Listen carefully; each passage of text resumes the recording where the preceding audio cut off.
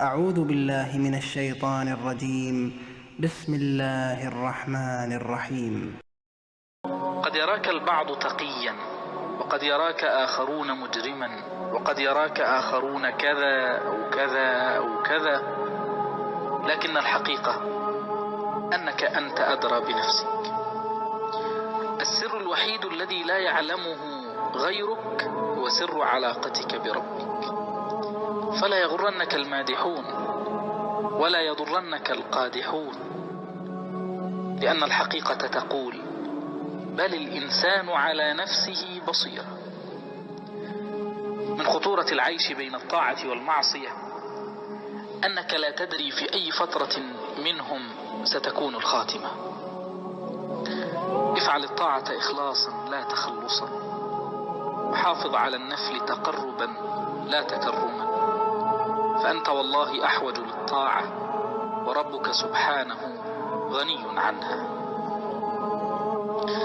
لا تجعل همك هو حب الناس، فالناس قلوبهم متقلبة، قد تحبك اليوم وتكرهك غدا، وليكن همك كيف يحبك رب الناس، فإنه إن أحبك جعل أفئدة الناس تحبك.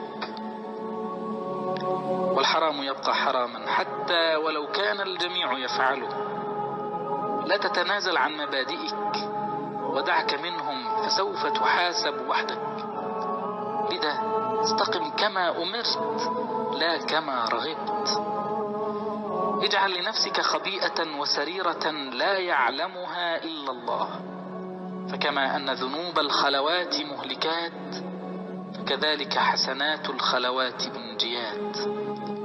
لقد رضي الله عن المؤمنين إذ يبايعونك تحت الشجرة، فلا تشغلك الأماكن الفارهة، فإن أعظم مؤتمرات التاريخ كانت تحت شجرة.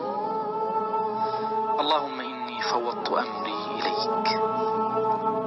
قال أحد العلماء: إني أدعو الله في حاجة، فإذا أعطاني إياها فرحت مرة، وإذا لم يعطني إياها فرحت عشرات المرات، لأن الأولى اختياري، والثانية اختيار الله علام الغيوب.